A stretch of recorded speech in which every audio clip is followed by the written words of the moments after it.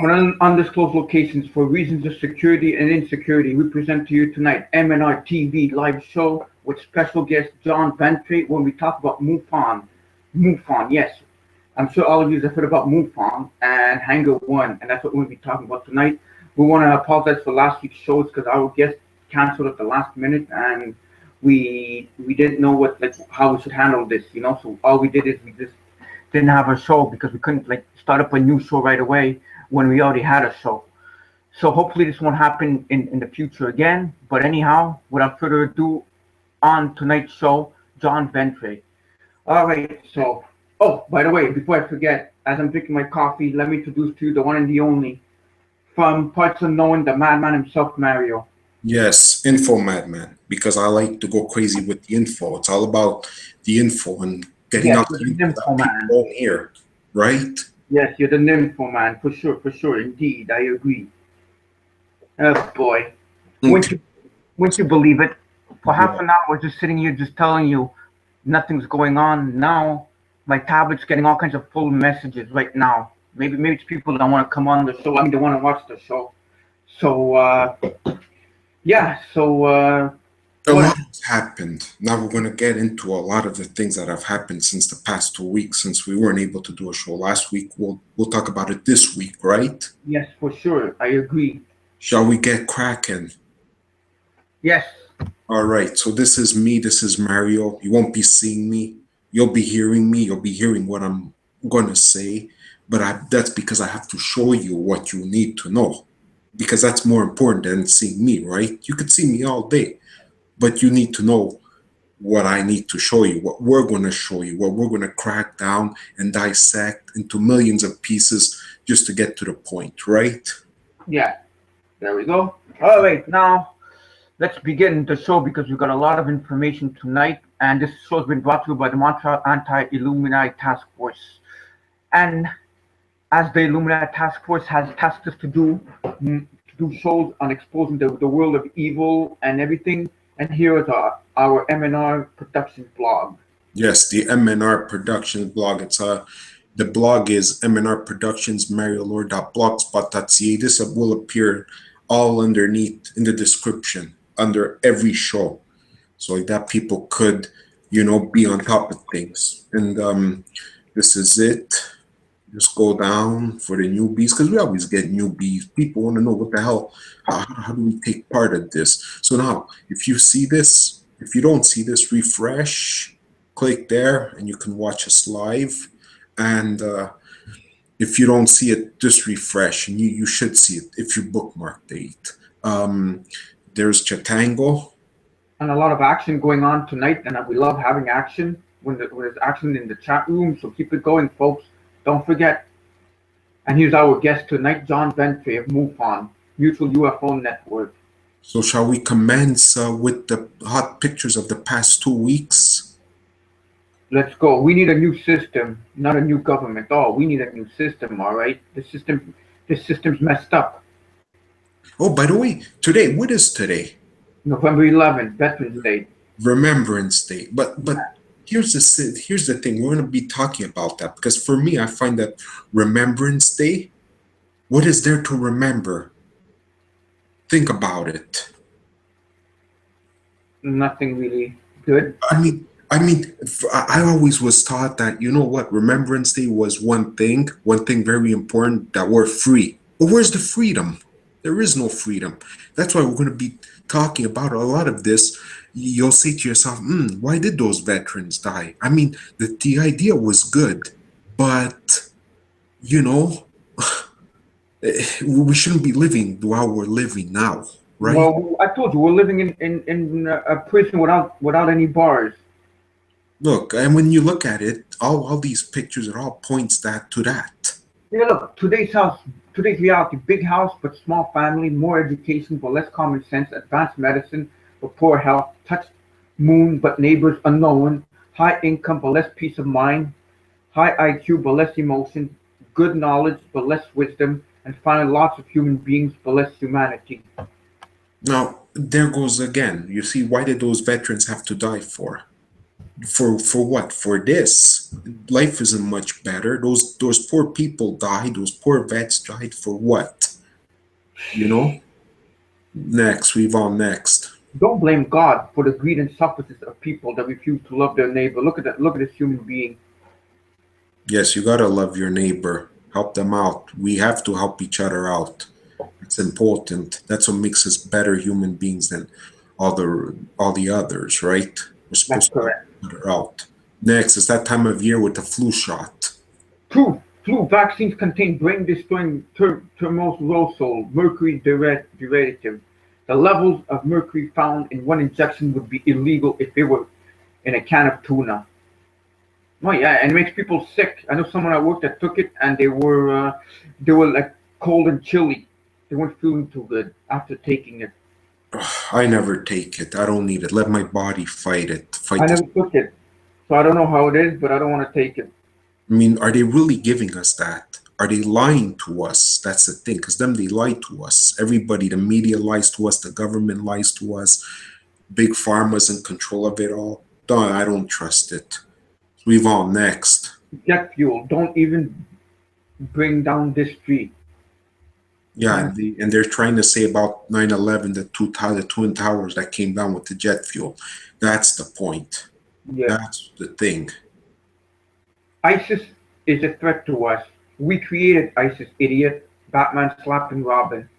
And if you don't believe us, Hillary Clinton came out and said why ISIS was created, which, we spoke about it. Go look at our last week's show. And then we also spoke about Putin saying why he couldn't bomb ISIS because the United States funded them. It's out there. The news is out there for the sheeple if they want to learn, right? Yeah, for sure. So we've on next. So many think we are awake. Sadly, they are products of disinfo. Now we did a show two weeks ago about disinfo agents. Yeah, we got to Yeah, know which is real and which isn't real, right? yeah. That's why We, we're we, we here. did a some fear porn 2 weeks ago, and this says it all. Yeah, they like to brainwash people. I don't know. What's this world coming to? So we've on next. Adolf Hitler was a Rothschild, and look, there's Lord Nathan Rothschild, Alonis Hitler, Lionel Nathan Rothschild's son Adolf Hitler, and Evelyn the Rothschild, all interlinked together. And look what it says on the bottom. Why do we have direct relatives to Adolf Hitler controlling the U.S.? How many of our politicians know this? Probably none of them know this because it's all a global elite. Now Uh, going back to today's day, which is Remembrance Day, right? Why did the soldiers have to die? it's To all take out this depopulation and man? control and money. Yeah, but to take out this man, right? That's why they went to World War II. Only to have this man who's related to this man here in power. In the It's like WWF wrestling, WWE wrestling. They all pretend they hate each other, and then behind the scenes, they're all laughing, saying, "What a good show we put on." So in term, there is no freedom of slavery. We're all in slavery right now as we speak. Prices of food is skyrocketing. We can't even survive with that. Life isn't better. There's no freedom. We'll get into freedom soon. Slave We'll to the talk bank, about freedom. slave It's to the bankers. freedom of speech, I should say. There's no freedom of speech. But anyhow, so we've on next. They look. Hey, look! China tested the same missile 4 years ago. China 2011, U.S. 2015. Yeah, that looks pretty similar, doesn't it? Mm-hmm.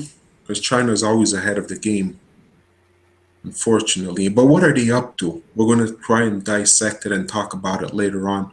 Not something that we really want to get into right now. But next one is if coffee cups define your Christmas, honey, it's you who needs Jesus. This is a Starbucks coffee cup that I keep hearing about, eh? Yes, but it's true though when you think about it. It It's is. not the cup. There's nothing about the cup. It can be in any color, anything. Doesn't represent anything Why did you make a big deal of it? It's just colorful. because the last picture we'll talk about will explain this. Yes, it will. That face you make when a intruder says they don't trust the government or the media, but they trust its scientists and education system. I like that picture. It's funny. Yeah, but us, we try and say it as it is, right? Yeah, Scientists and no fake education, because what are they teaching in education? not much. Now, Less than. this I like. Imagine what 7 billion humans could accomplish if we all loved and respected each other. Oh, we It, could accomplish a lot. it's all about respect and love, I tell you. Let the love go out free, let the respect go out. And you know what? There wouldn't be war because those are the two most essential things, love and respect. We have to love and respect each other. But the thing is, they don't want that. They're the ones who causing all the wars. Of course, and then they're saying, yeah, but you know what? The soldiers, they went and they died. Died for what? It caused depopulation. They That's died and it caused depopulation even more, and they got that. And don't forget, probably when they get killed, the Luciferians do use the secret satanic rituals to gain power because they get blood. The more they kill, I think the more power they get from the demons. speaking of powers that the demons get. There's the guillotine. Go on. So many say they would rather die than deny God or His Son. But the truth is, most already do at work, in school, and in front of friends. That's true. But we don't on this show. That's why we're posting this, right? Yes. We're actually telling the world that we're not denouncing, we're not denying. The guillotine, yeah. Yeah, that's coming probably. In the end times, it does speak like that in the Bible, word for word, about the beheading. So there's more freedom. Look, we're not allowed to say anything, or else then we have to accept whatever they're giving us, or else we gotta die. So there goes the freedom. What a lie. Go on, here we go. Sweep on next. If you think Satan is a red-skinned man with a ponytail, horns, and pitchfork, you are going to find out his true identity the hard way. I have no comment to say to this. You know, I've always spoke about Satan and I always said what I thought of him, how he looks. You just look at our past shows and you'll see. Yeah, he ain't looking like a red devil, that's for sure. No, that's what he wants us to think. Yeah. That's what he wants us to think. Oh, yeah, right. Most patriotic Christians are unaware of Americans' occult roots. That's true. The occultic roots that go all the way down from the creation of the United States. It's full of it. Yeah, like money, constitution, way of life. Oh yeah. Fake. Everything is fake. Everything's a lie. The media lies to us. Everybody lies to us, except for us. We're trying to say the truth. Well, we're trying to say what we know, right? Oh yeah, for sure. And the next one, plane crashed in Egypt. The next day pictures a plane wreckage surface. Plane crashed into the Pentagon. 14 years later, still waiting for picture of plane wreckage. Yeah, we're still waiting. Because it wasn't a plane. It was a missile that went. That's what I think. It went through there. Oh yeah, there's a lot of mystery. A lot of mystery on that day. And, you know, one may never know the full reality of it. 90% of the country know Khloe Kardashian's files for divorce from Lamar Odom after 4 years of marriage. 10% know the U.S. government was found guilty of murdering Martin Luther King Jr. in a 1999 civil trial. You know, it's nerve-wracking to know all the lies that we've always been lied to in history. So much for education. That's why I was saying, you know what? They're not giving us the truth in education. It's like they're lying to us. Our education is just a lie, except for the math. Math, it never lies. Well, yeah, math and writing, to how to learn to write, but like science, is that really true? Health, was that really true? MRE, was that really true? The history, especially, was that really true? How much of it was true and how much of it was not? This would explain why the next picture. Americans be like U.S. Marines deployed in Syria and Iraq. Who freaking cares? Secret police torture facility found in Chicago. Who freaking cares? All red Starbucks cups. And then you have The guy from 300. going crazy. Yes, the I warrior. never saw that movie, did you? Yes, it's good. It's good, yeah. Yes, I recommend it because in a way that's what we are. We're 300 people and we're facing these guys who want to take us down. So those are the famous pictures of the week found on the Conspiracy Talk, both on Google Plus and on Facebook. Facebook, and as you can see, the pin posted where I always post like the show, the upcoming show, or the show itself. And there's a lot of things that go on here. Try and take care of the spammers, the trollers. Don't troll, be nice. Don't And be nice. I like that. yes. So now shall we get to the news of the Yes. week? All the links of the news of the week will be in the description. Now, this week, I was just staring at the sky and I saw them doing chemtrails, right? Again, Yeah, well, I always see. Now, this is what startled me, and I was like, how come nobody notices this?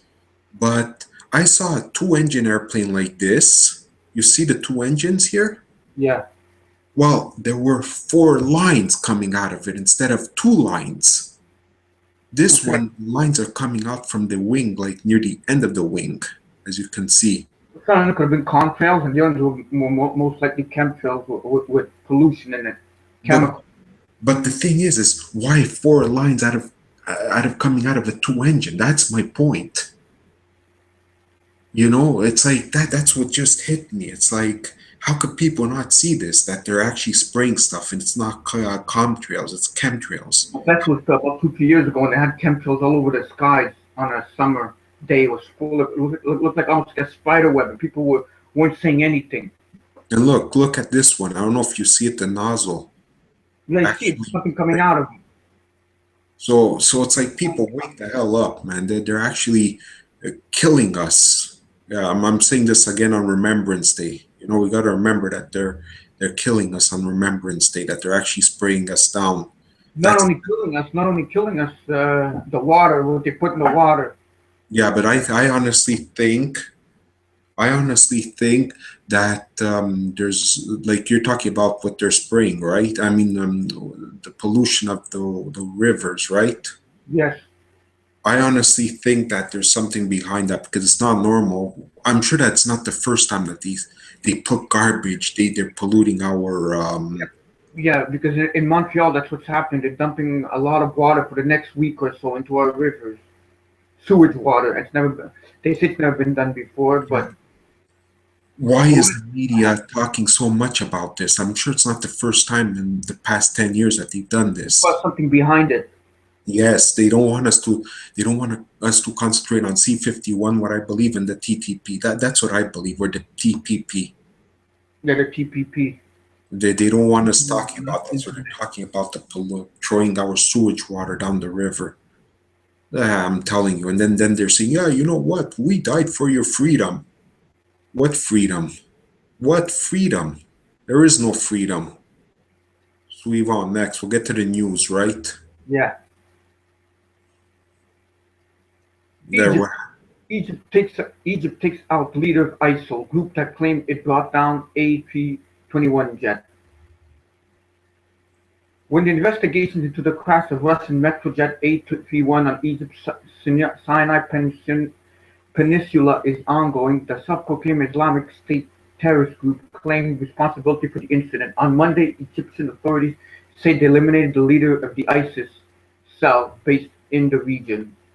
Ashraf al-Gharabli was the leader of the Ansar Bayt al-Maqdis group, which recently pledged allegiance to ISIS and rebranded itself as the Sinai province of the Islamic State. So, you see, there's always something. Yeah, there's always something in that part of the world. It's just, it's never going to go away until the Prince of Peace comes. That's my take on it. Yeah, but before all that comes, who knows what will happen, right? Well, we know what's going to happen. Yeah, we do. So that's what's happening there. Oh, let me check what's happening on our beautiful Chitango. You know, a lot of people are saying their points of view here. Yeah, they are. Exactly, for sure. now we're going to be talking, speaking of spewing sewage in our water, right? Hold on, let me just focus. Okay, here we go. Fukushima. Fukushima and the dumping of radioactive material into the ocean, enormity and scale of its unspoken global crisis. TEPCO drops bombshell about sea releases 8 billion per day. For how long? They have just admitted they are killing our oceans. Now, the thing is, you see, who else is talking about Fukushima out there? Who else has the cojones to come out and talk about Fukushima?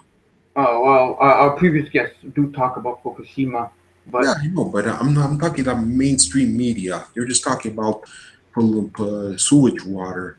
This is worse than sewage water. nuclear materials in there. It comes as no surprise to those following unclear nuclear meltdown at Fukushima and the continuation of pouring seawater to cool the corium masses at TEPCO, which simply run out of room for the highly radioactive wastewater created and stored in the large tanks on the site. We know they would have to eventually dump into the ocean, stated Ray Malas of the International Watch Group Rainbow. Not only were they illegally transferring waste into the ocean, but seeking permission from affected groups, but they continually practice now daily.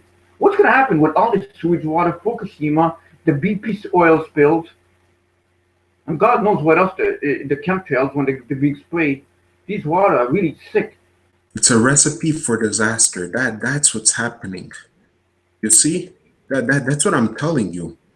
It's all a lie. Everything's a lie. Nobody wants to come out and talk about this, and it's disappointing, you know? They're going to talk about Kim Kardashian. Yeah, well, how much are they paying her to talk about that? Yeah, eh? How much? Exactly. Oh yeah, this one I like. You know, this one, remember I told you something about this. I don't know if you're aware of this. Yeah. I heard it. I've seen this. China built mega collider 2 times larger than LHC at CERN. Look at it. I mean, there's something that they're not telling us. China have announced plans to build their own version of CERN's Large Hadron Collider that will be twice as large as the facility in Switzerland. They hope to study the Higgs boson particle, which was first discovered at CERN and more commonly known as the God particle. China plans on breaking ground on the facility in 2020 with no projected completion date mentioned. There is also no mention as to whether or not the facility will welcome physicists and scientists from all nations, or it will strictly be a Chinese-run experiment. This will be 2 times bigger, more powerful. Hey, Rob, I just thought about something. Maybe this is, you know, when they said the 2 million man army, could it be that it's coming from China thanks to this also? I don't know, really. That's a possibility. It's a good theory, but the thing is, the 200 million man army is going to come from China. They already have that military capability right now to do that. Wonder if LA knows about this. We should ask him next time he comes on. Yeah, for sure. Should be coming on soon. I mean, one day soon. Yeah. But anyhow, I mean, when I saw that, I almost blew the socks off my... They want to go to parallel universes and open up other dimensions and wormholes. We've done shows about parallel universes. And we'll keep doing them. Right? Yeah. Oh, wait. Let me see if I could make this a tad smaller. I don't know if you could read the bottom. I could. Okay, hold on here. Let me switch. Okay, there we go. Thermonuclear missile launches near Los Angeles is final sign of World War III on the precipice. U.S., China, and Russia all escalating covert attacks in run-up to global war. Now, we spoke about this in the What? We spoke about this in the pictures, like, you know. A mysterious bright light in the sky has been seen. Californians into panic, reports the BBC. Videos posted online show the bright flare rising high before a wide, bright blue flash emerges in a cone shape. Many videos continue to track the light for several minutes. Last night, Californians immediately leapt to social media to propose their theories of the phenomenon. Do you think it was actually a nuclear missile? I think so, because I've seen something similar. Did it hit anywhere? And that's what they said. It was a missile. Where did it go, though? Did it hit any place? But the thing is, with you know what I find weird? Like, look how the missile is flying. Vertical. No, horizontal. Sorry. Normally Yeah, missiles go vertical. This one's going horizontal. I don't know. that could also be Project Blue Beam, Yeah, a because test run to and you see. can't ask NASA because NASA doesn't know anything about it. No, no, they don't give. They never give a straight answer. So that's what we're trying to dig over there to find out just what the hell that is, right? Like, yeah, Now the next one, freedom of speech. Remember, always that ticks me off yeah, that yeah. we don't have freedom of speech. Well, here it is. Senate passes CISA, the surveillance bill masquerading as a cybersecurity bill. Here's who sold out your privacy. Now this breaks my heart because you know what? We have to say our thoughts. It's important. Yes, we scan. It seems that the folks in Washington D.C. have their own agenda. Shock the X. I'm bank in the House, CISA in the U in the Senate. See a common theme here. After rejecting all the good privacy amendments to CISA, the Senate has now officially passed legislation by a 71 to 21 vote. About the only good news is that the vote is lower than 83 senators who voted for cloture is on its last week. Either way, the Senate basically just passed a bill that will almost certainly be used mainly for warrantless domestic surveillance rather than any actual cybersecurity concern. If you'd like to know which senators voted for greater domestic surveillance, here's your list. This is kind of like C-51 in a way. Yeah, It's their version. a version of C-51.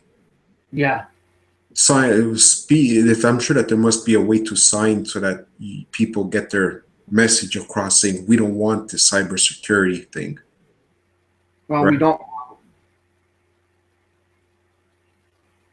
Cybersecurity might put it's just more stuff just to keep us in control. Well, what can I say? Because the New World Order, they have the agenda, right? The New World Order agenda is the alien. The New World Order agenda is the alien agenda. The aliens have landed. The New World Order agenda is the alien agenda. Is the latest whistleblower Phil Snyder once said, "Many are too afraid to touch the topic of aliens for fear of losing popularity, credibility, or alienating intended their friends and readers.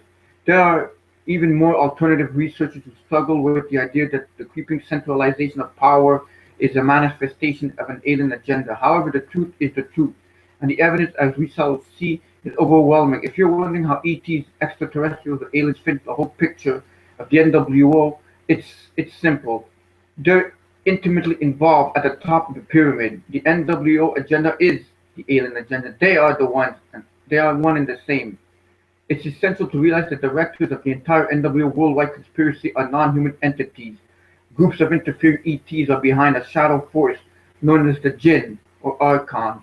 If you go down the rabbit hole deep enough, the trail goes off planet, both to other worlds and to other dimensions. But aren't there many alien agendas? Yes, there is not just one alien agenda. There are many that crop up. Alien contactees and alien abductees. Here's a brief and complete list. Wanting to directly help humanity and see it evolve, although not save humanity. I hate when this happens. They want us to share. Okay. Wanting to help stop humanity killing itself and destroying the planet. Example, nuclear weapons. Wanting to befriend and exchange information with humanity. Wanting to go back in time travel, to prevent an undesirable outcome from occurring. Wanting to borrow or steal humanity's genetic codes, DNA. Yeah, that's the DNA Nephilim agenda. They want to create a human hybrid alien race, wanting to dominate humanity, turn into a servant or a slave race of farm animals and feed off its emotional energy. And it wants to trap humanity, wants to simulate humanity into android like collective like the boy from Star Trek. It would be most accurate to say the New World Agenda is an alien agenda, not the alien agenda. The NWO plan is mostly influenced by the last agenda in the list above. Where is the proof of this alien agenda?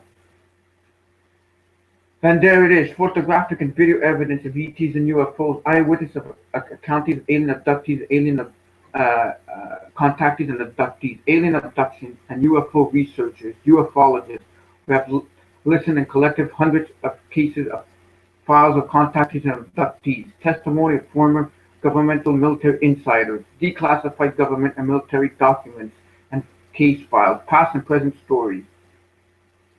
We will go through each of these above. Let's consider the story of Phil Snyder. Military engineer and geologist Phil Snyder was a brave whistleblower who went public in 1995 and was murdered by suicide a year later in 1996. He is the one who first voiced the sentence, the New World Order is and the alien agenda.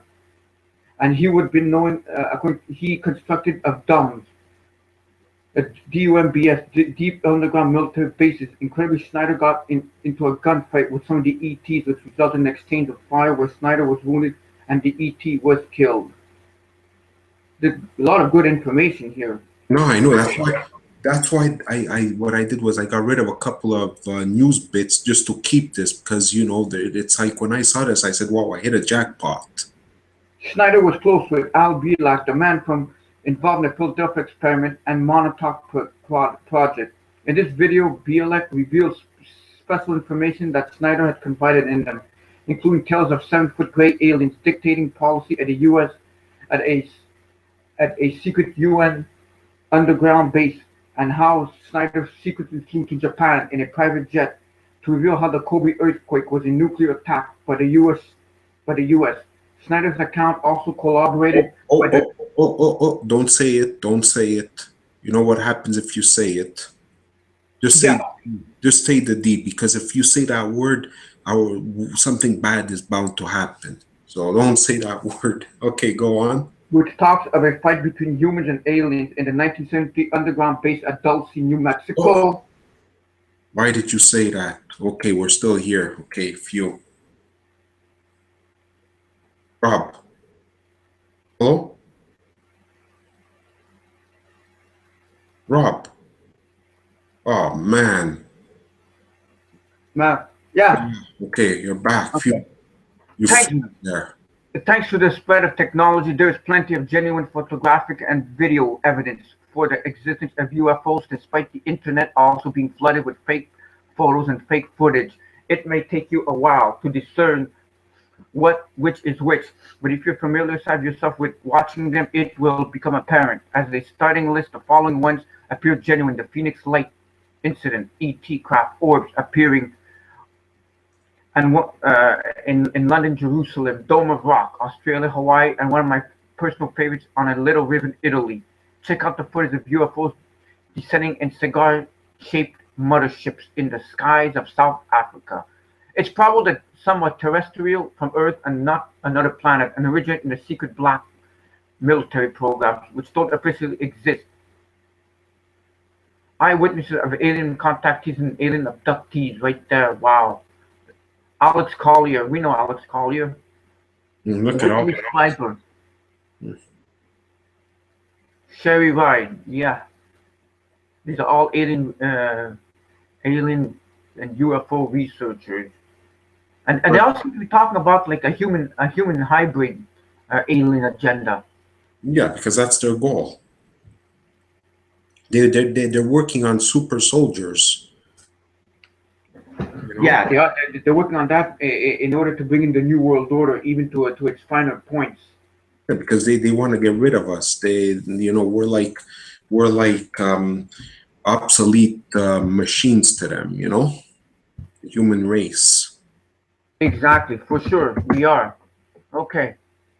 I mean, this article is quite long, but that's why I said I got rid of it. Yeah, you could do a whole show just on one article. And I'm just going down. If people want, they could pause the Project Blue Book. I'm gonna have to get that book. There is a book out. I'm gonna have to get that book. The thing is, our guest is going to talk about that, I hope, right? Yeah, I guess I should be talking about this. I mean, he's a researcher also. But are they malignant? Malevolent? Malevolent. Malignant? I don't know. What's the difference? Mal means bad. Exactly. It goes on and on. Alien atop the NW pyramid. Many have exposed the alien connections, but David Icke has been the most comprehensive in the many books he has written on the reptilian theme, which is inextricably intertwined with the NWO. The biggest secret, 1999, shown the Matrix. Specifically,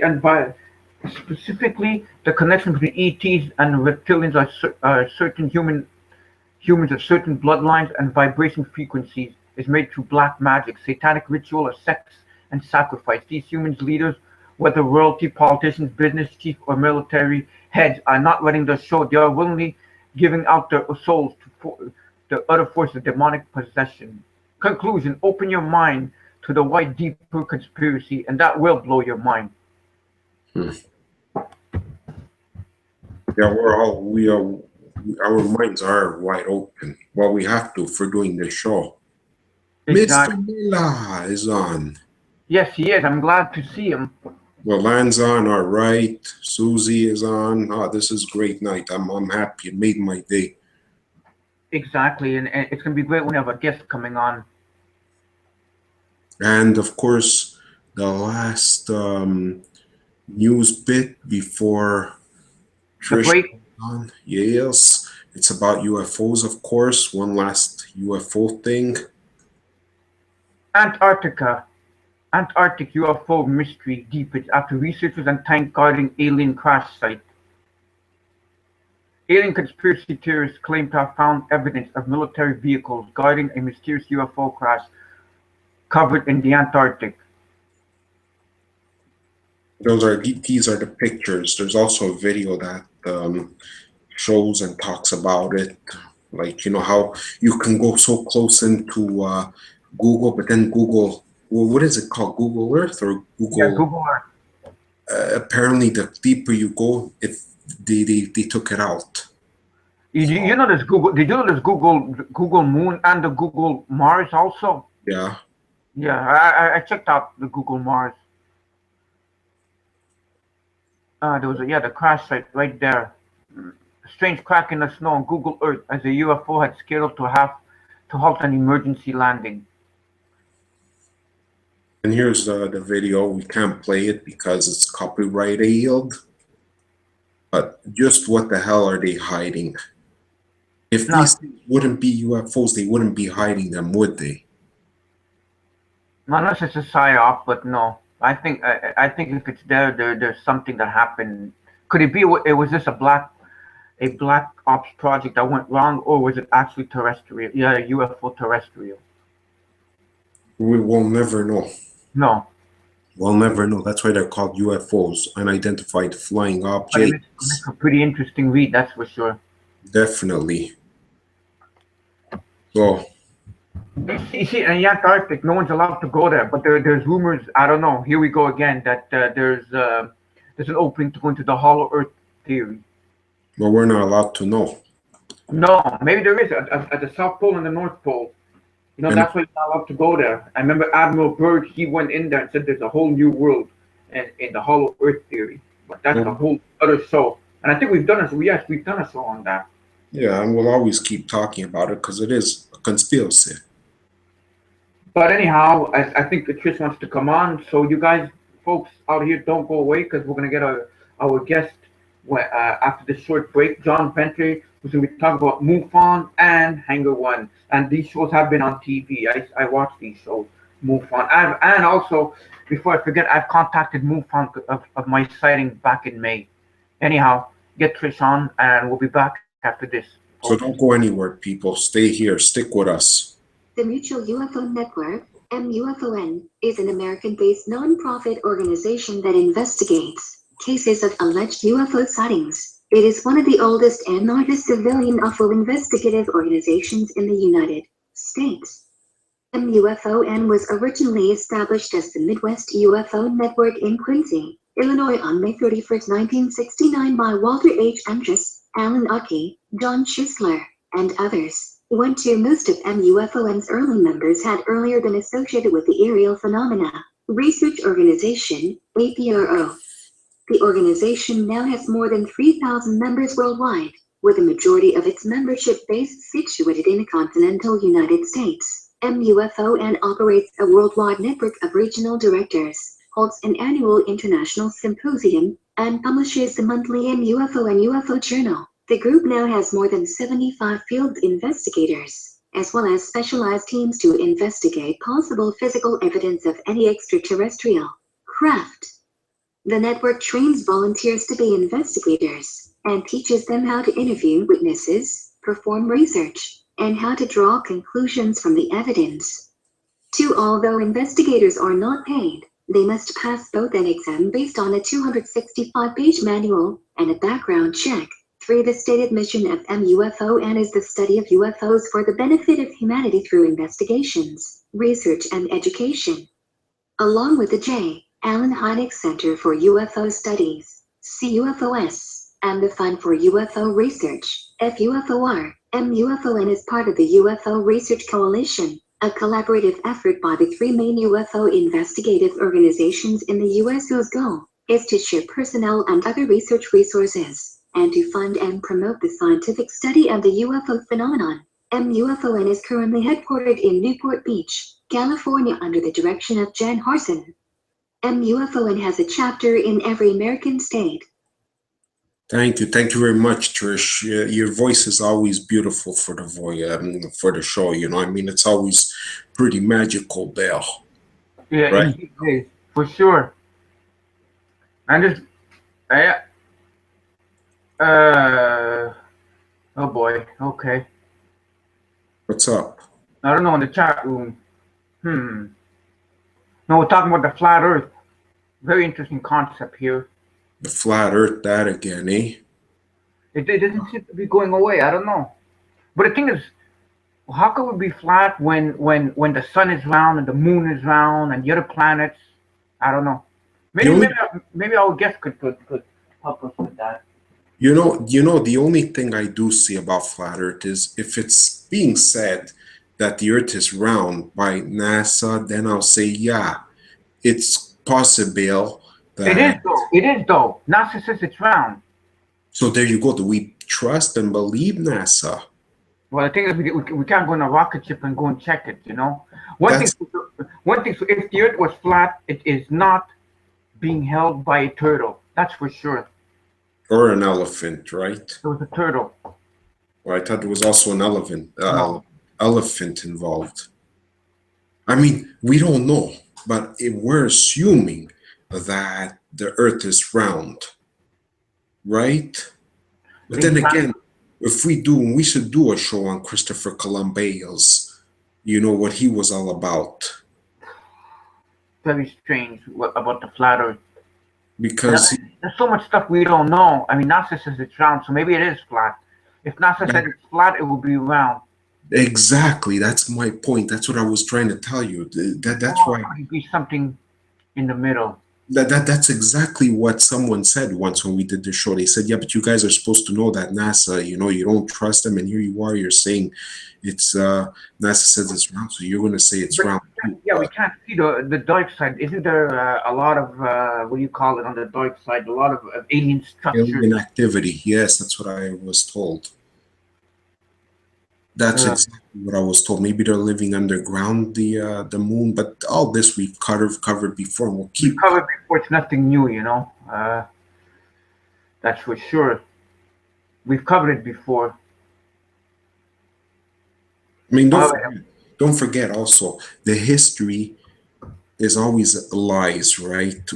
I said, how many times did I say it today? It's like you can't even count it on our fingers. History books do lie.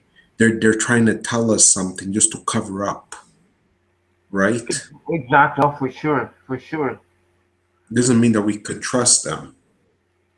We can't trust anybody when it comes to... We can't, and like I keep stressing, you know what? That today is Remembrance Day, and what is there to remember? You know, the lies. Yeah. I mean, well, We like to believe that there were soldiers that died for our freedom, but where's the freedom? That's my point. It all comes down to my point of where the hell the freedom is, because we got a slave to go to work. It's like we're living in a planet that's like a prison. We can't survive because they don't want us to survive. I don't know. But someone's going to have to please leave comments about this, what I just said about all this. Cheer me up. Try and make me feel good. Because to me, I don't get it. It doesn't make sense. None of this makes sense. The fact that I'm doing a show, that we're doing a show, and we're talking about how I feel that we're slaves even after these vets died and put their lives on the line. You understand what I'm getting at here? Yeah, I know. But all right, I'm gonna try and get the guest on, John Ventre. Are you ready? Yes, I'm always ready. I'm always excited. I'm always ready, Eddie. Good. Go for it. Go for it. I am.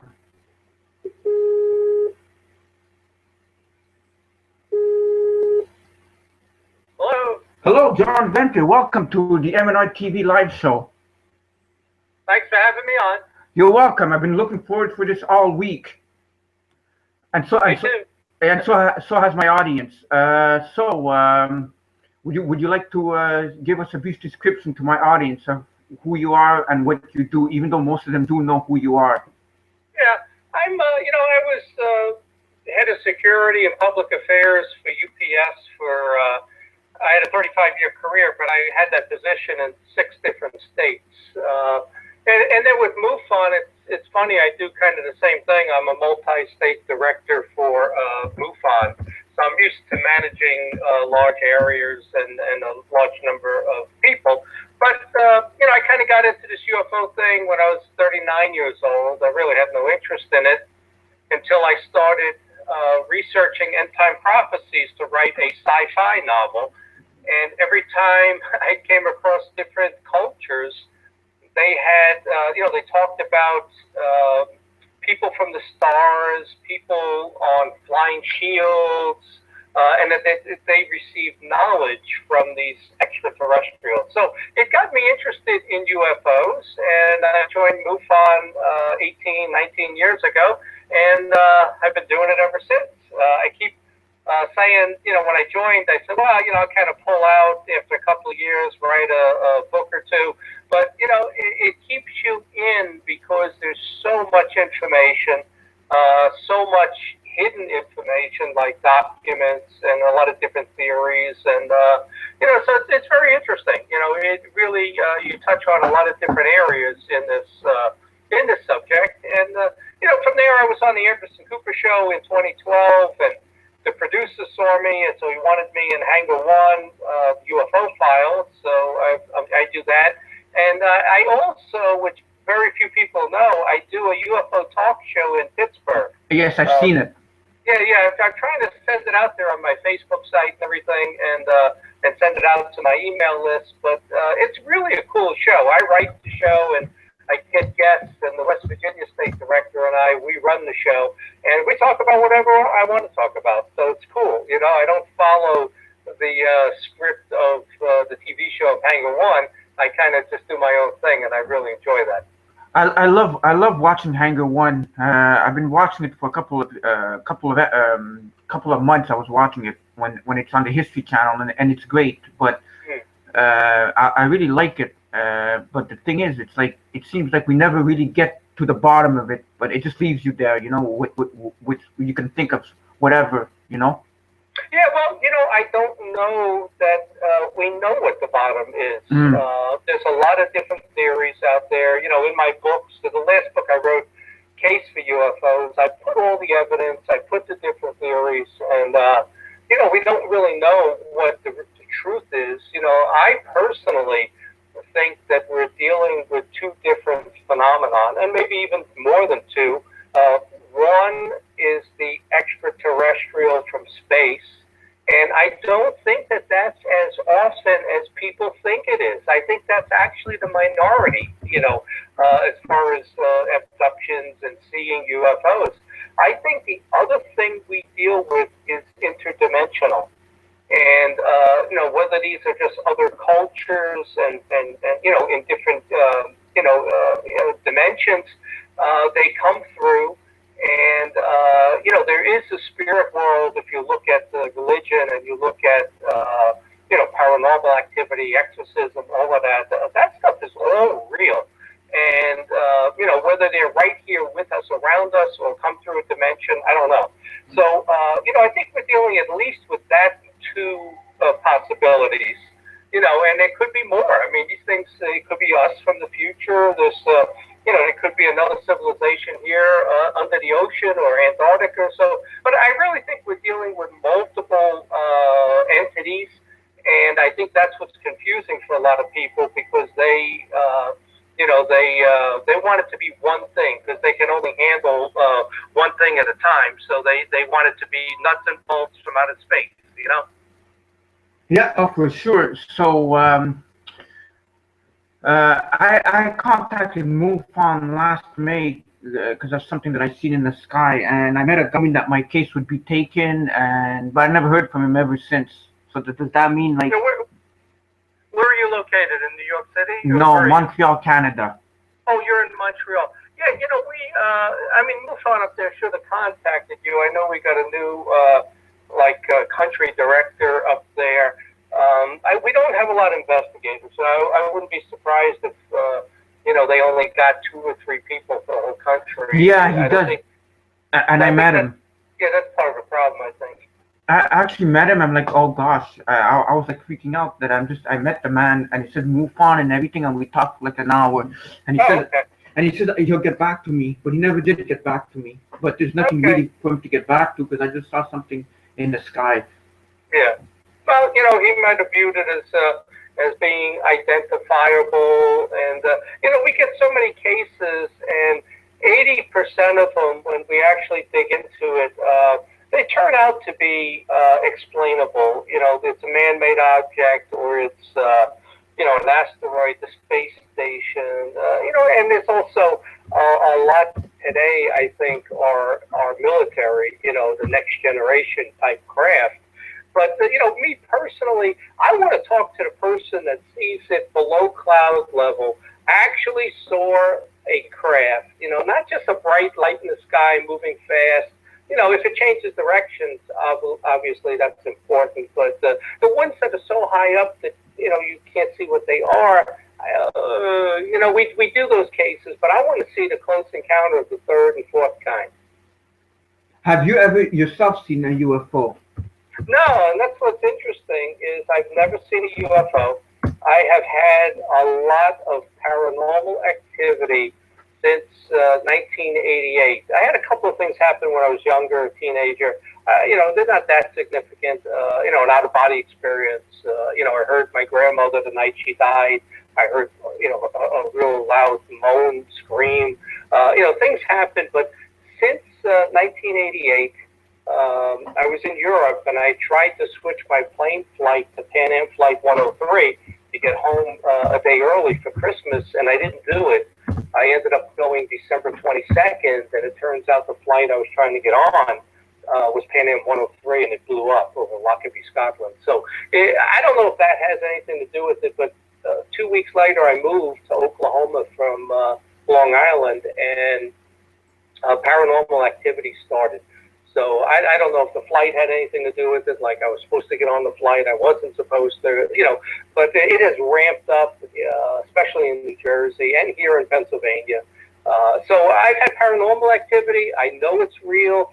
I've never seen a UFO, but, I've researched this topic and investigated a lot of cases and done a lot of reading, especially in the last 2 years. And, that's why I wrote that book, The Case for UFOs. It's everything I know about the topic over the last 18 years, but I also say there is an interdimensional thing going on, whether it's angels and demons, spirits, I don't know what it is, but it is definitely real. Have you heard of DUMBs, deep military bases? Yeah, absolutely. And, the first book I wrote was called 12/21/2012, A Prophecy. It was a sci-fi novel. That was the one I was writing. And I was familiar with all of that, the deep underground bases. There's supposed to be 129 of them. And when you think about it, you look at our national debt of $18.5 trillion. Where did all that money go? And the bulk of it has been spent in the last, let's say, since the year 2000, let's say, has been 14 of the 18.5 trillion. Where does that money really, really go? And, I believe that we have these deep underground bases, and you have to have them. And that book I wrote was really about end time prophecy. It was an end of the world type scenario. And I actually rewrote it and put it out as a new book called The Prophets 2029, based on a real asteroid. But I learned a lot about asteroids and these deep underground bases, and you have to have these things for survival. You can try to get off the planet, but I don't know where you're going to go because there's no place really habitable out there, or you can go underground. And I read this 20 years ago, more than that all you got to do, think about it, you have a tornado. What do? You go underground. You're 2 feet under the tornado. It can't touch you, right? So let's say you're, let's say you're a half a mile underground, or you're 100 yards underground. I mean, you're really impervious to anything going on the surface, whether it's a super volcano, hurricanes, if it's a global earthquake or an asteroid strike, you just got to obviously not be where it hits. But these things are important for our survival. So, I'm familiar with all of that stuff because I really first became an expert in end-time prophecy. Biblical eschatology. Eschatology, absolutely. And that's how we started. Mario, myself, my partner that we do the show with. Yeah. We started with eschatology, and then what we did is we sort of started reading conspiracies, and we all put a puzzle together. It's like all a big puzzle, all of this. And in eschatology, what books were you reading? Like, who were the authors that you were?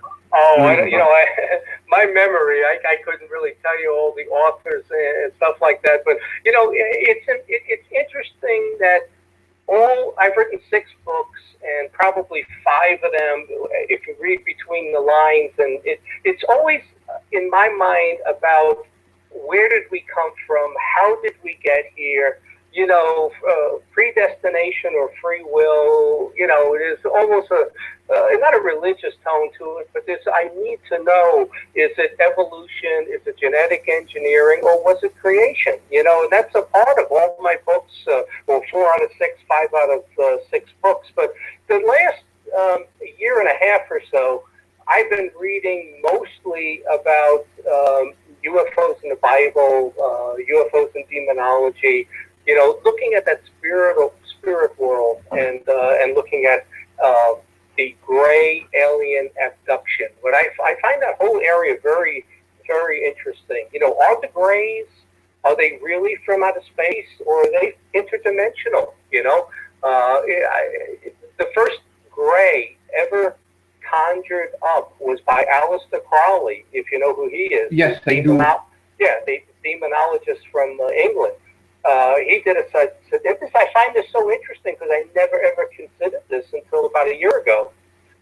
He did a satanic ritual and conjured up a elemental or a creature from this other dimension, which is a demonic dimension, and it looked exactly like a gray. It had small eyes, but it had the big head, the spindly body. It was a gray, and that was the first gray that's ever been mentioned. And there's a picture out there. He drew it. It's called Lamb. Lamb, that's right.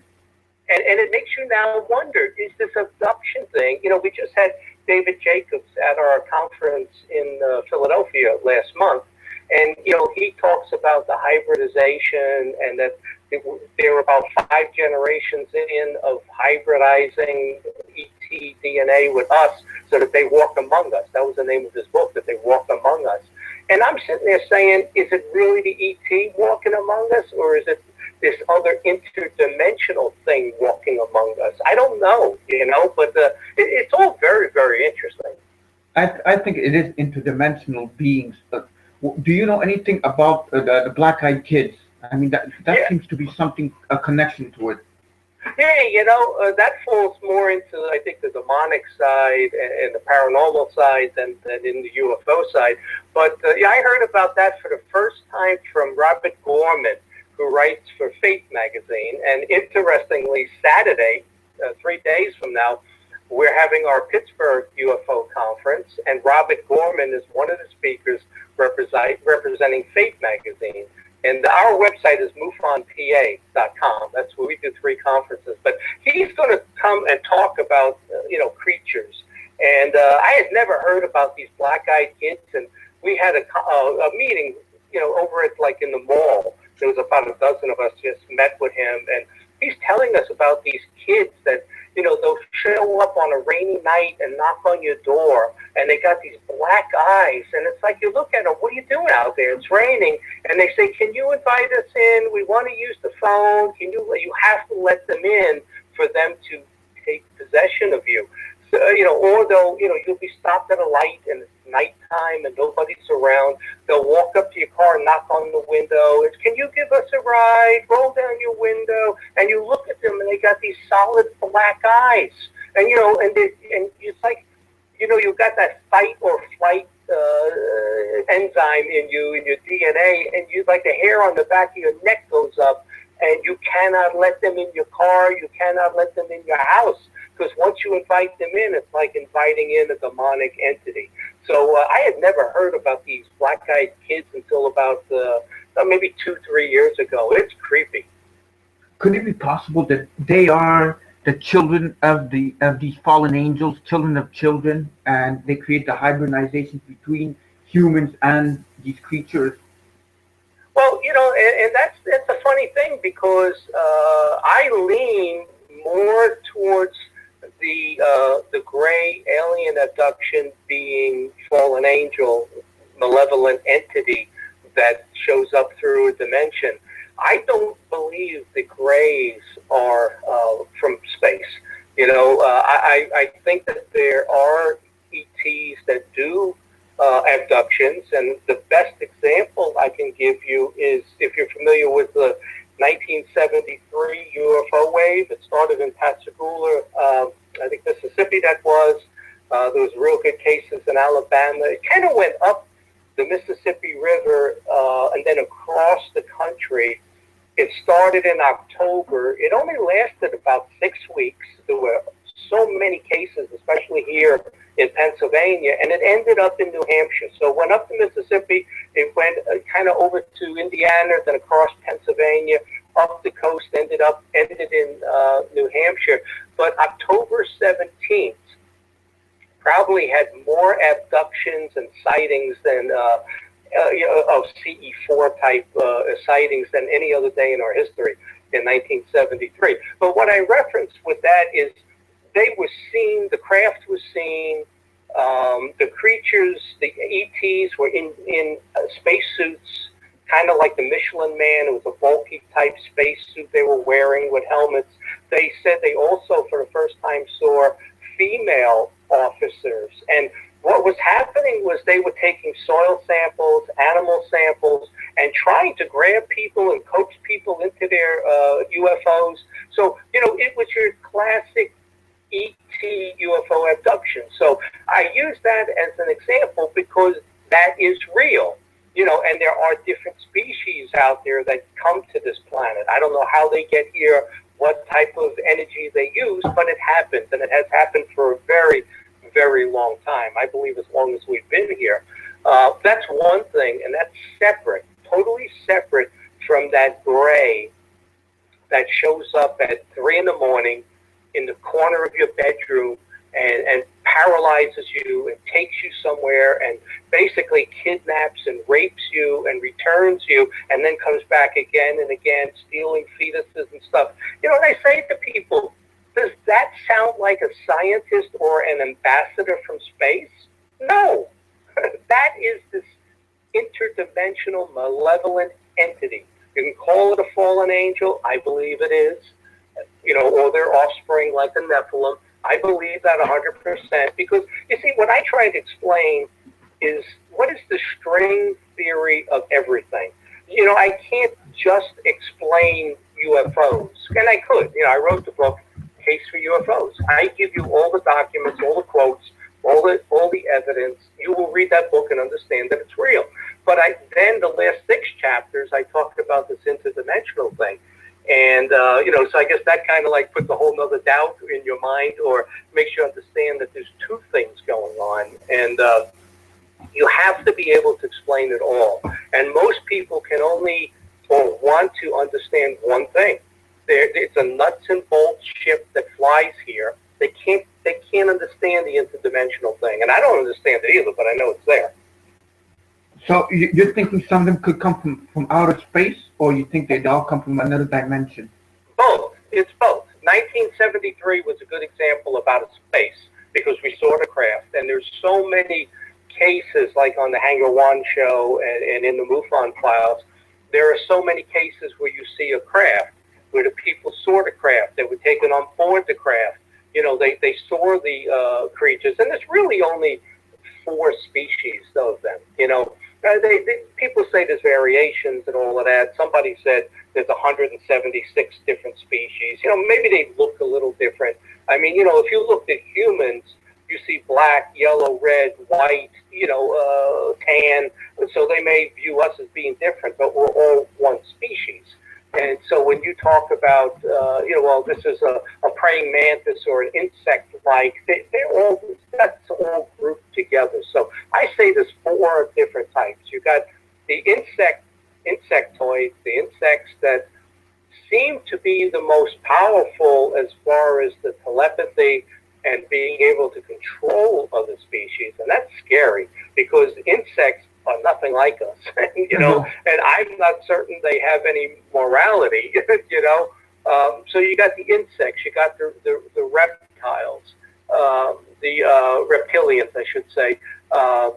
Then you got the human-looking ones, like the Nordics that look like us.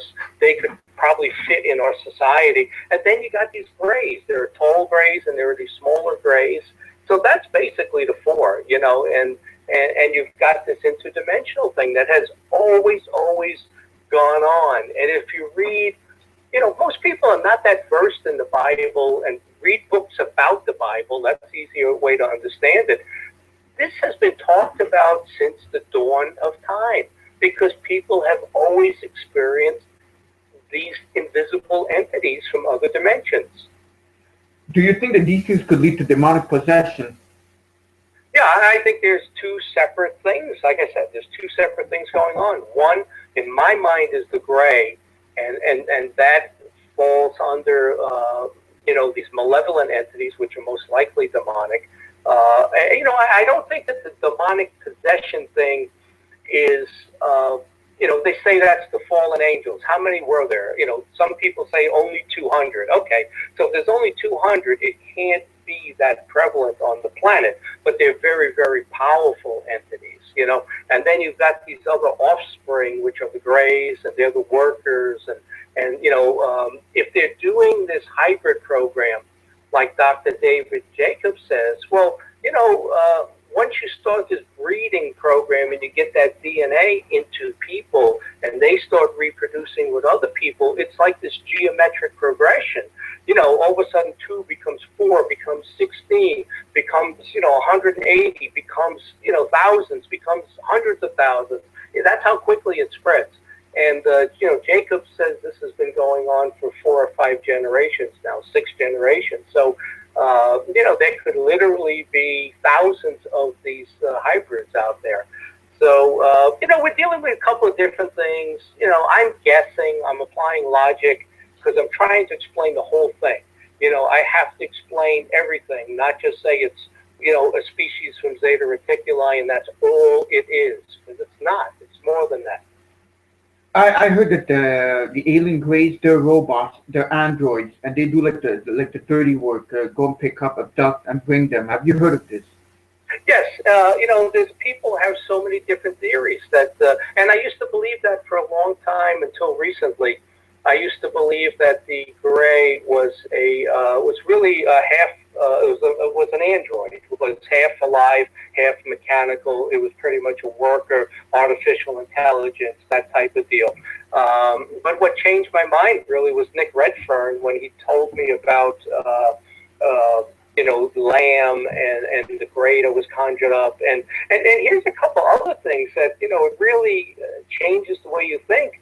Nick Redfern told me about something called the Collins Elite. Have you ever heard of that? Yes, one of the 13 bloodline families. Well, the Collins Elite was a CIA group that what happened was with Aleister Crowley and Lamb, the FBI was investigating Aleister Crowley, Ray Bradbury, and L. Ron Hubbard when they were here in the U.S. For demonology, satanic worship, stuff like that. And they ended up turning it over to the CIA, who had a branch called the Collins Elite. And the Collins Elite investigated demonology and then later investigated UFOs. They got involved after Roswell and the UFOs over D.C. and all of that. But here's the interesting thing. The Collins Elite concluded, and this is why, my thinking has changed a lot in the last year. The Collins Elite, which was a branch of the CIA, concluded there are no UFOs. All there is this interdimensional entities, and they believe that it's really malevolent entities, And I'll tell you two other things.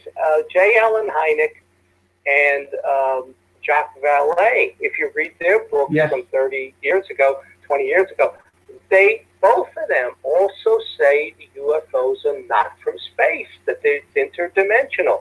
So, but then on the other hand, you got Jacobs, who says they're absolutely only from space. There is no interdimensional. So, who knows? But I think it's both. What do you think, and what is the Men in Black? What does this all fit in? Yeah, it's kind of interesting because I recently was working on Kecksburg with the guy Owen Eichler, and we think we explained the Kecksburg case. So you guys can. That's in my other book, UFOs over Pennsylvania. You could read that. But part of my research into Kecksburg, I went through the MUFON archives for Pennsylvania, and there were a couple of letters in there from James Oldberg. He's the guy that was the NASA spokesman. He made a very interesting statement. That he said that the Air Force would routinely take off their uniforms, put suits and ties on, and go investigate UFOs. They would never say they were from the Air Force.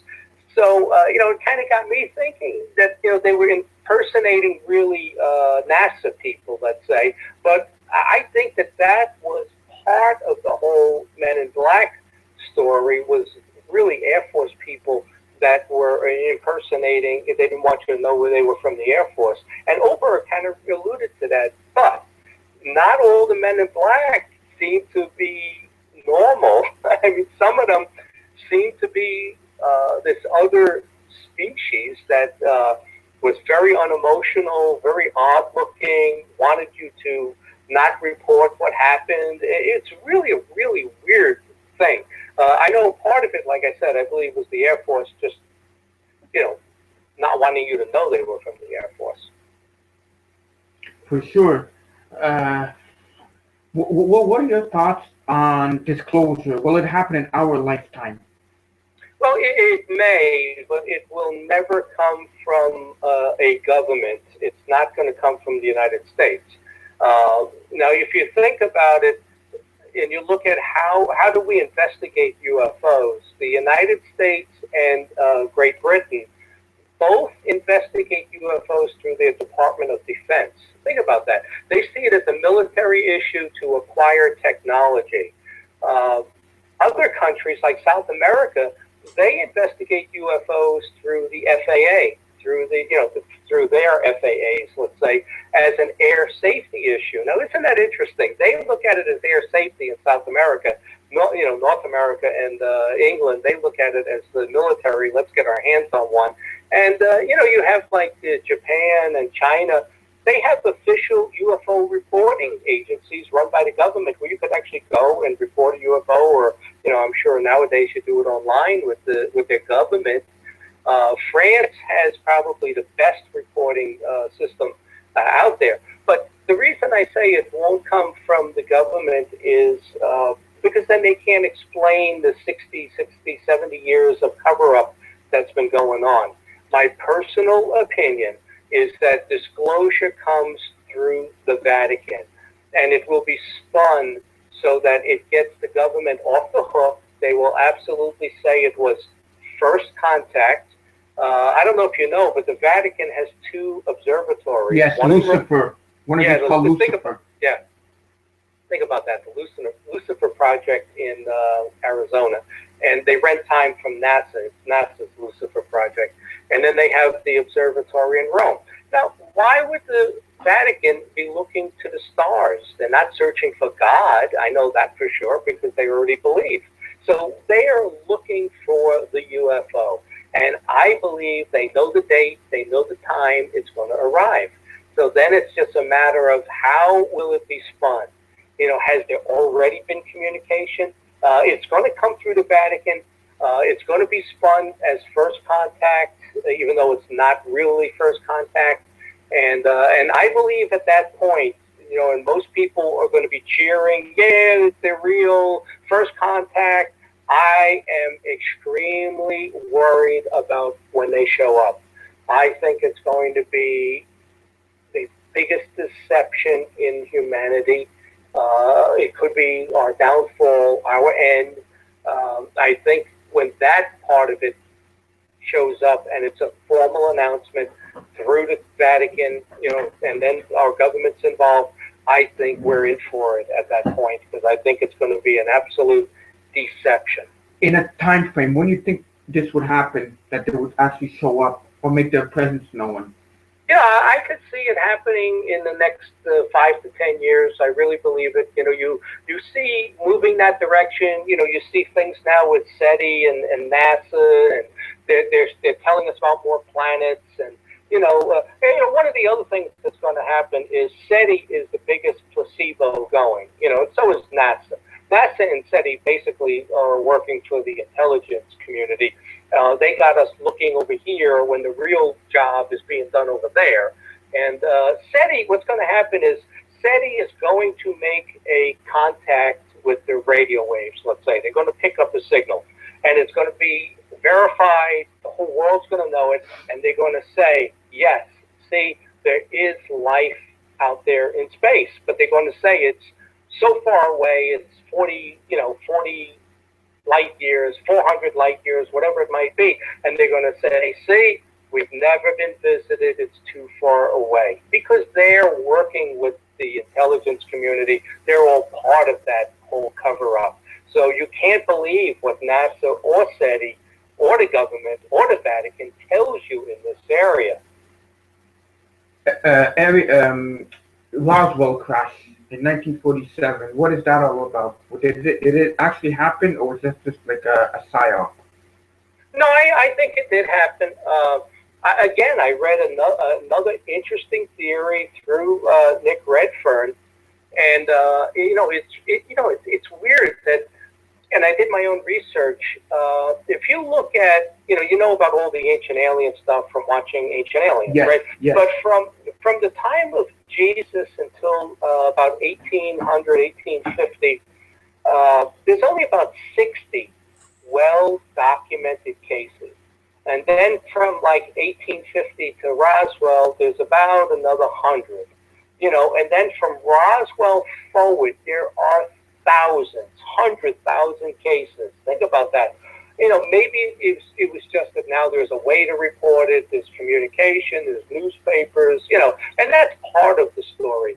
But something happened with Roswell, and they, this new species either showed up or something else happened. And here's the theory I read through Nick Redfern, was that this whole demonic thing with Aleister Crowley and his predecessor Jack Parsons, when they conjured up these demonic entities, Lamb, and then Jack Parsons conjured up a female entity, they opened up a portal into another dimension, and these things came through that portal, and that was the Roswell crash. And that portal is still open, and they come through, and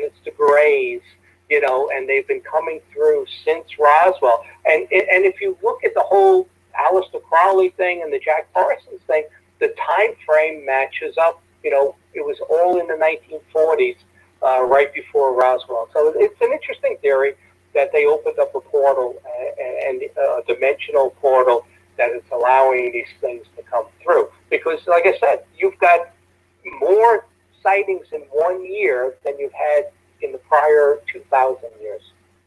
What are your thoughts on CERN? Yeah, I'm not too concerned with CERN. You know, I did have some reservations that they could do something that could be detrimental, open up like a wormhole or something. I can't say I follow CERN. You know, they claim the God particle, but they have no idea what they're dealing with. They're dealing with some aspect of physics, and what they're dealing with has nothing to do with God. I can tell you that much. So I'm not too concerned with You don't think they're trying to open up a portal to a parallel universe and letting some kind of entities come out from their world to our dimension? Well, maybe, what if they're trying to close that portal, and that's what they're working on? The portal that's been open since 1947. Exactly. That's a possibility. That is. I haven't thought of that. Very good. But again, the thing is, they're never ever going to tell you the real reason. Oh, no. You know, that's the strange thing with this is there's something about it that's so horrible they cannot tell you the truth. Because if they did, it would panic the whole population of the earth, I would think. Yeah, I agree. You know, I used to, up until really this past year, you know, I used to say we could handle the truth. You know, I'm very pro-freedom and the Constitution and democracy, and that we have the right to know. But this past year, I'm at the point of having to concede, in a sense, that the CIA is protecting us from them and ourselves. You know, when they spin stuff, and they really killed the whole UFO thing with their debunking and misinformation, disinformation. But I think they're doing it for probably a good reason. I think this is absolutely real. I think that if we knew the truth, I think we would be devastated as to what's really going on. There's probably this whole battle or something, you know, diplomatically or something going on that's sucking away hundreds of billions of dollars, you know, into these black projects. And I think the world would have a real hard time handling an interdimensional entity that's stronger than us. You know, telepathy-wise, could control us, that maybe there are agreements, maybe there are battles, I don't know. But, you know, this past year, I think that the truth of this is so horrible, I don't think the average person could handle it. Because, you know, the average person says, oh, well, you know, they're going to show up, they're going to be friendly, they're going to be ambassadors, they're going to clean up our environment, give us free energy, and cure diabetes. Well, what if it's none of those things? Because none of that has ever happened. In all of the abduction cases, you know, there probably aren't more than a handful that they actually helped a person, you know. What if none of that is true and they're here to enslave us, to take us over, to genetically, like invasion of the body snatchers, to make us workers for them? And there's no way to resist because it's done so deep in your mind that you can't do anything about it. I mean, I think there's aspects to this that could be so horrible, I probably wouldn't want to know. Technology. Do you think all this cell phones, smartphones, tablets, internet, computers that's just exploded in recent years has to do with any alien technology? Yeah, I think it was all back engineered. I believe Corso's book, The Day After Roswell, I think it came out of that crash. We didn't know what to do with it at the time. You know, it was given to Bell Labs and all these other companies that tried to back into. And I think it took us a long time. There's been a number of crashes. You know, we're, you know, monkey see, monkey do, right? You can train a monkey. You know, I think we're like that. Show us, and then we will try to imitate it and try to figure it out. And I think that's what the UFO has done for us, is that we've advanced our technology. And there are those who say it was given to us in an exchange program, you know, again, which, you know, has to do with them taking us and doing things to a small number of humans in exchange for this technology. But yeah, I don't think when you look at the history of us, where we were in the 1980s, to where we are now, even 20 years later, it just seems to me that this miniaturization and technology has moved so quickly. I'm not sure that was done by us. All right, let's take some questions, because my audience has some questions for you, if you do not mind. Yeah, that's good. All right, there's a question here. Former Governor Jesse Ventura did a conspiracy show on MUFON. Does he think it's accurate or hype or to get more TV ratings? Well, I think anything that's done on True TV is for ratings. I didn't see his show. As a matter of fact, I never watched True TV. I don't know what he said about MUFON. My guess is he's going to say we were infiltrated and everything else, and I say that is complete BS. I was on the MUFON board for 3 years. I saw no evidence of anything in that manner. If anything, the board is kind of older guys that, I just don't see all of the conspiracy stuff that people talk about. And I'm assuming that's what Jesse was talking about. He was, I think, talking about, if I'm not mistaken, somebody that bought MUFON. They gave a lot of money to some rich billionaire. Oh, okay. You're talking about Bigelow. Robert Bigelow? Is that his name? Yeah, Robert Bigelow. Yeah, that's it. We had an agreement with Bigelow, I don't know what it was, 2007, 8, 9. He was funding our investigations. And basically all he wanted was, he wanted first access to anything we found, shared, wasn't going to be given to him. But he just wanted to know if you had an abduction. He wanted to read the report. He wanted to know what they saw, describe the inside, describe their weapons, describe their energy. He wanted, because, he's involved with, building that space station and, out in space, kind of like a hotel. And he sells those pods to NASA that they kind of put and make cubicles out in space that are livable. And, and he wants to, one day put it like a Motel 6 out in space. And, But, there was nothing nefarious to that. Bigelow has been in this field forever. Yes, it's amazing to see how, and I met him.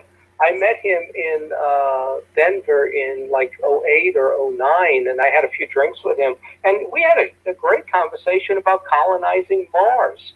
He was convinced that we could colonize Mars and start, terraforming the planet and stuff. And so, the guy, he was, MUFON is run,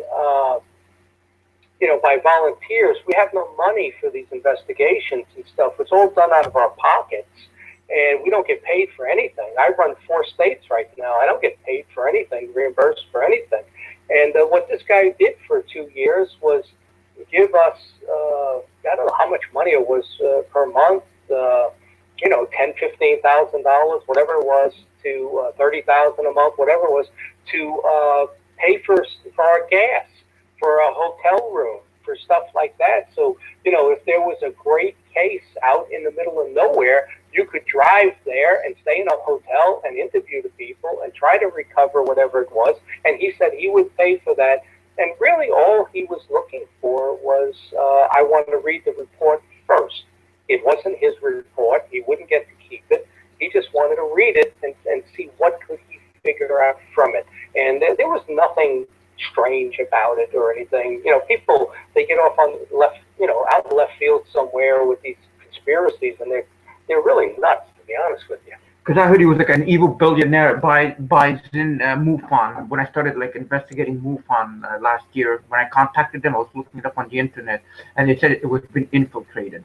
No, not at all. I mean, the agreement was there. I know people that worked on the agreement. There was a signed contract, how much would be paid and all of that. And, he has no involvement with MUFON now. So, when the contract ended, that was the end of the agreement with him. And I think he tried to do it separately. Think about this. What Bigelow did when he was done with us in 2010, let's say, he was so influential that he got the FAA to put on their website to report UFOs to Bigelow's group.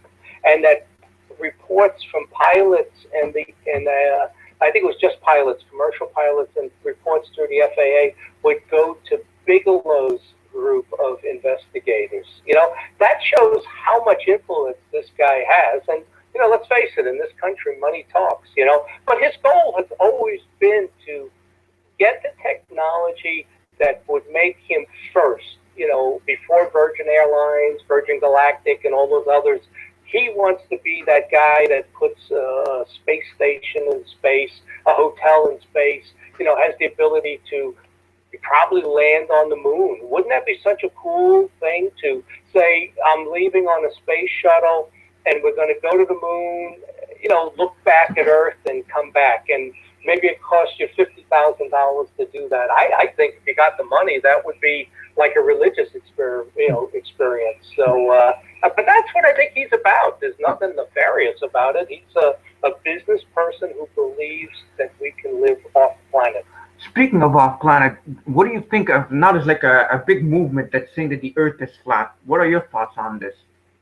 That the Earth is flat? I mean, what do you mean? It can't be flat. No, I mean, there's like a big movement that I've been seeing everywhere that people are saying the Earth is not a sphere, it's flat. Flat Earth theory, it's called. Do you know anything about that? I heard about that a couple of years ago. I didn't put any time into it. Yeah. I think we're not flat because you can look at other planets and the moon and everything. If anything, I think the moon is more interesting. Like, how come it doesn't spin? It just sits there. There's no rotation to it. It's the correct size to control the tides and the seasons and keep the Earth from wobbling, because we would be wobbling, which would really make life on this planet difficult. I think there's things about the moon. We know the moon is twice the age of the Earth. So where did it come from? It wasn't part of the Earth like the physicists try to tell you. It wasn't another planet that crashed in. Think about that theory. You've heard that, right? That there was a small planet Yeah. that crashed into Earth and part of the moon. The moon. Yes. Right? Yeah, I did. Okay. So my question is, okay, if two planets collide, don't you think that they're going to get destroyed when they hit at 200,000 miles an hour? And okay, even if it did happen and the moon was produced, you would need the moon to be spinning at thousands of miles an hour like the Earth, like a piece of pottery, to end up round. The moon doesn't spin. So you're telling me a perfectly round object after a crash with the Earth just got caught in our gravity and there's no damage to it? It's perfectly round? I mean, the theories that physicists put out there are completely ridiculous, and people believe it. Yeah, that's true. There's a lot of mystery to all of this. What do you think of Planet X? Have you heard of it? Well, yeah, that's the Nibiru that comes by. I think it's every 3,600 Yes. years, and it has like a 600-year kind of orbit around our sun, where then it'll pass by again, let's say. So I don't know if it takes 3,000 years and then 600 years later it comes around the other side of the sun and then we don't see it again for 3,600. I mean, it's all possible. There are, Halley's Comet. I mean, they're all on this rotation. The thing I don't understand is, why are comets on a rotation? You would think once it flew out into space, it would just keep going. What makes it come back? I mean, space is supposed to be empty. How does it turn? I don't really understand those things when you look at what we're told about space. Unless space, obviously, it's like being inside a balloon. It'll hit the wall and come back or something. A lot of these things are so unanswered. People just accept whatever the authorities tell us. We kind of accept it. But I question all of this stuff. It doesn't make any sense to me. Anything that's on a rotation, it really doesn't. Because once you get outside of the gravity of a star, you should just go straight. It should just go straight forever. It shouldn't come back. How does it come back? It's not, it's not a frisbee. What are your thoughts on the multiverse? Well, I believe that there are other dimensions that They say there's 11 dimensions, the Yes. 3 that we see, right? And then time is number 4. So then there are 7 other dimensions right around us. And I read something interesting, and yeah, that's why I say you learn so much in this field.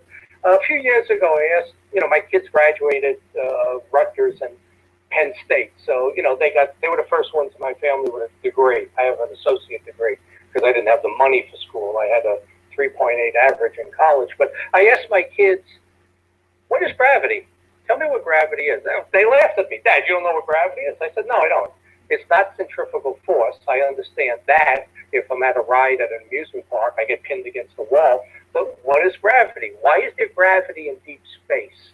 And they just kind of laughed me off. But what I learned with this multiverse is if you look at the universe, it's 4% matter, it's 19% gravity, and then what's left is 77% dark matter. And we don't know what dark matter is.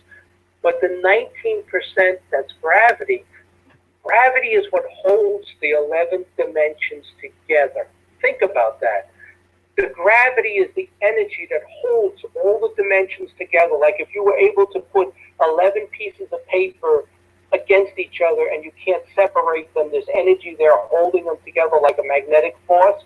That's what gravity is. And the larger the mass, like a planet, the more gravity there is. It made perfect sense to me. I only learned that recently, but that explains part of the multiverse. If we're 11 dimensions, would heaven be beyond these dimensions, these 11 dimensions? No, I think that there is these 2 dimensions that are good and evil.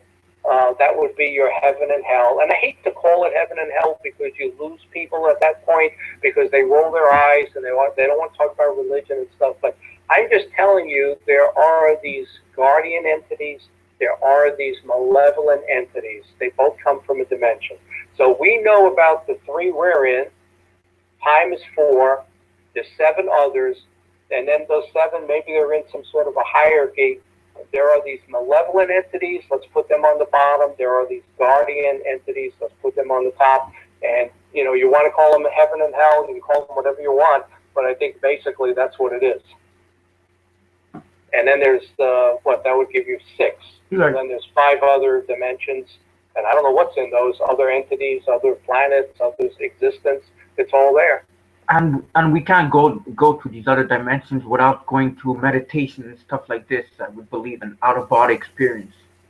Yeah, part of it is that, or maybe those, when you get the wormhole, you get the black hole. People say you could go through the center of a black hole. That's how this is done. And, and I'll tell you something very interesting. And again, it's in my books because I touch on a lot of things in my books. The night my father passed away, October 3rd of 2007, right? It's nighttime now. I lay down in bed just to, I needed to relax at that point. I got the news while I was at work. I'm laying there just kind of staring up at the ceiling, and boom, there's this flash. I only see it in my left eye. I don't see it in my right eye, and I thought that was odd. And what it was I saw for half a second, like a portal opened up. It was the blackest black you've ever seen, and all around the edges was the most brilliant electricity flowing. And I think that's what these black holes, these portals, that's what they are. So I saw it for a split second, and I said, wow, what was that? And the thing that hit me was I only saw it in my left eye. It wasn't in both my eyes. And I'm laying in bed with my hands kind of on my stomach, and all of a sudden something touches my arm, like put its hand on my forearm, and I know that was my father saying goodbye. And, so when you mention like these portals and these black holes and these dimensions, I think that's exactly what that was. But I'm telling you, it was the blackest hole you've ever seen, pure black, with the most brilliant electricity pouring out of it, like if you were looking down at a fountain that was just, shooting water straight up, and it all falls to the sides, but it was the most brilliant electricity. And that's this dimensional thing. And that's what happens. And since it happened on the day my father died, I believe that was his spirit coming back and saying goodbye to his children. I believe that 100%. Fascinating.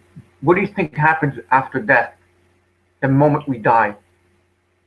You know, I used to, I was a lapsed Catholic for the last 20 years. Ever since I got divorced, I didn't step foot in a church until about a year ago, and I'm back now with religion and believing it. And, you know, I more than ever now believe that the stories that you read in the Bible and the basic stuff, not the modern stuff that, you know, is more, you know, around money and power and that type of thing. But I think that those basic stories were true, you know, about death, about exorcism, about, you know, demonic entities. And when you look at that stuff, it really matches up with the things that are still going on today. But science is the one that's convincing us that there's something wrong with us if that's what you believe, because they can't explain it, so it doesn't exist. But I think when you die, I believe you have this soul. It's a tangible entity. We know when you die, you lose 7 grams of weight. So that's what this thing weighs. And it embodies your intelligence, and it's your spirit. And I'll tell you something else that happened last April, and this is weird. I'm in my house. My son and his fiance came over. I have a home theater, so I have a projector on the ceiling, a 9-foot screen comes down. I got 3 rows of seats. You know, it's like my own little theater because I love movies. So I'm getting ready to put the DVD in. My son and his wife are sitting on the couch, and my son looks up and says, "Dad, what's that?" I look up, and you see this thing go across the ceiling like a snake.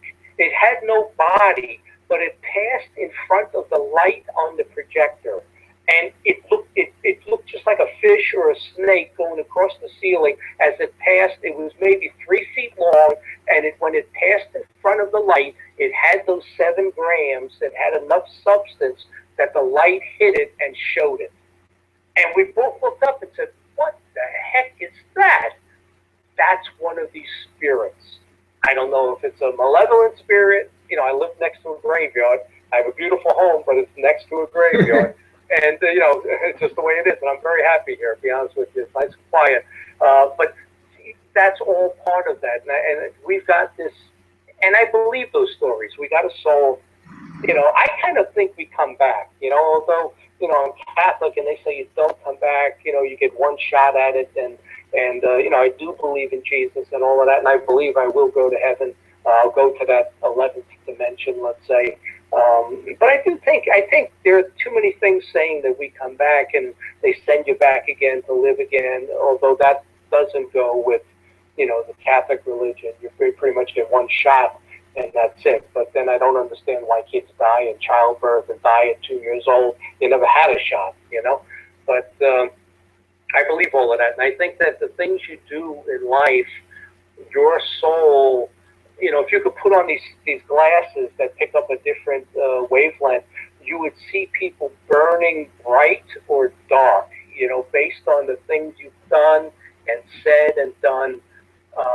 You know, the better person you are, the brighter you would be. The more evil person you are, the darker you would be. And I think that whole storyline is true. You know, when you die, those souls are sorted like cookies, and it's like, okay, you bright light ones, you go to dimension 11, you guys go to dimension 6, and you guys that are dark, you go right to dimension 1, down. I believe that. On one final question, I believe, is what is your Marilyn Monroe theory? Marilyn, obviously, her and Dorothy Kilgallen were both killed.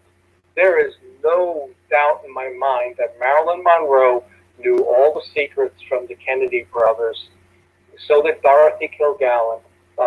It was staged to look like a suicide. You know, Bobby Kennedy made one last pass at Marilyn to keep her quiet, but he went with the CIA operative who went to kill her. and it was an overdose. He didn't know that that was going to happen. And that was all part of roping him in so that they could control him. But they killed, the CIA killed Marilyn Monroe, they killed Dorothy Kilgallen, they made it look like suicides.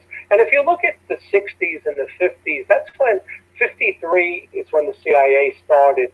You know, so, and they actually had papers on how to kill people, how to make it look like suicide, you know, how to throw somebody out a window. You had to make sure it was at least 6 stories high. You know, they had all of it, and this is the things that they were doing. But like I said, you know, the CIA is the best in the world at what they do. It's a very perverted way of protecting us.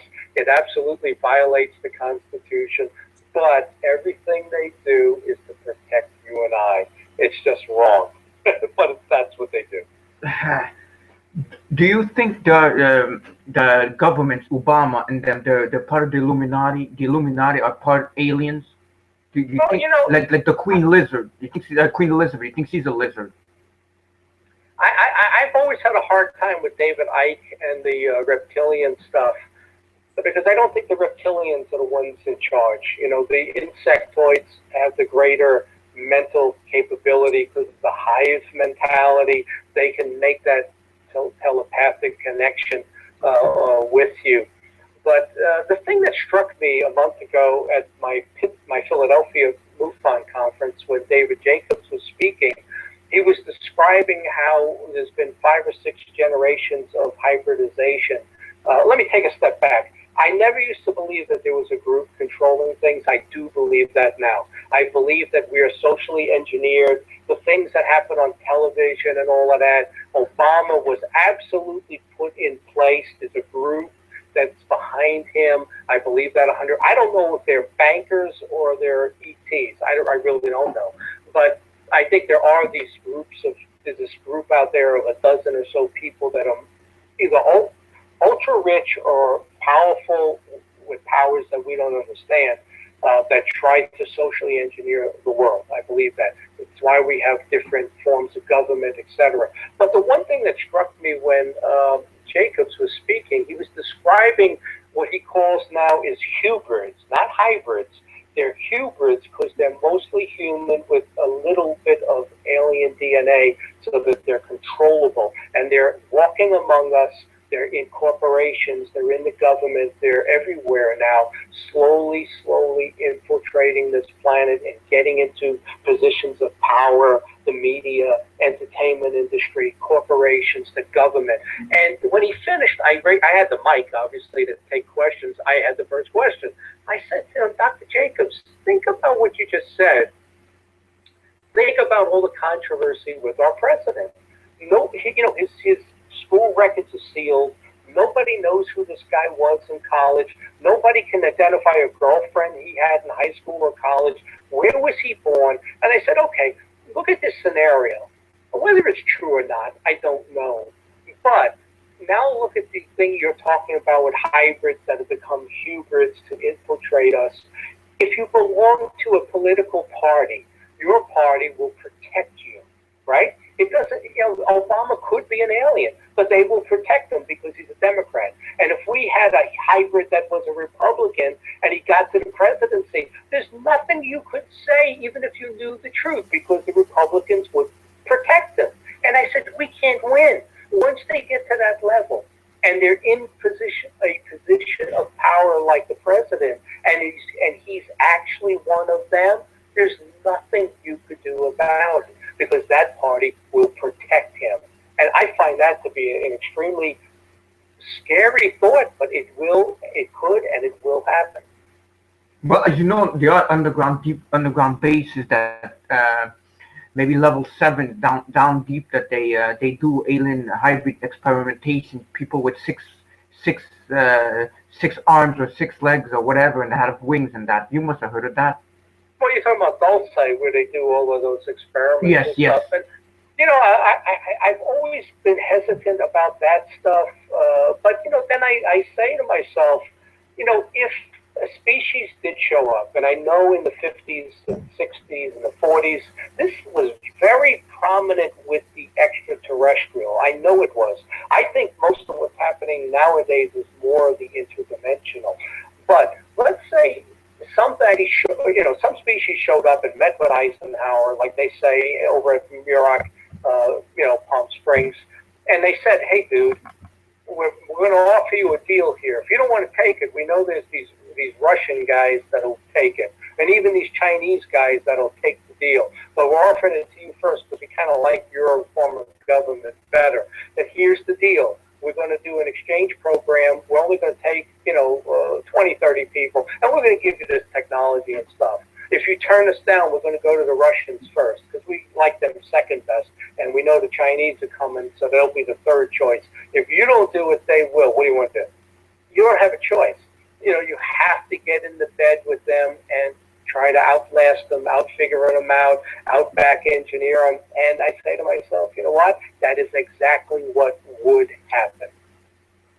Wow, that was an amazing hour that you've come on our show. My gosh. It's funny. Everybody wants to talk to Richard Dolan and Stan Friedman, but I kind of think I'm a little more interesting. You are. I mean, I could go on and on, but we'll have time constraints. But we'll definitely want you back on our show sometime soon. Yeah, and let me just say quickly, all this stuff is in my books at johnventre.com. Very easy to find me, johnventre.com. And are your books available on Amazon? Yeah, they're on Amazon Kindle, and the only hard copies are really on my website to get an autograph. Okay, so because I have a tablet, so I'm able to get it on Kindle. Yeah, absolutely. Yeah, there. I'm definitely gonna have to go there. So, John Ventre, thank you for coming on our show. We want you back, and this show will be on YouTube once it's uploaded. Yeah, okay. Maybe you can email me the link or something. Yeah, I'll email you the link once it's up later tonight, whenever it's up. Okay, sounds good. All right, so thank you for coming on our show, and God bless you, and we'll definitely have you back on our show soon. All right, sounds good. Thanks. All right, thank you. Bye. Bye. Well, folks, that was a great show, wasn't it? Wow. That's what a find that you, Mario, that you've gotten us. I don't know. I'm just happy we got him on the show. That's what counts. It's our work, teamwork. Exactly. So hopefully we answered all the questions of our audience here, and hopefully we'll get him back on our show soon again. Or we need to. What? We need to. Definitely. Now there's an echo, but it's okay. The show's just about ending. Well, now it's no longer there, the echo, but I just want to leave in this note from me.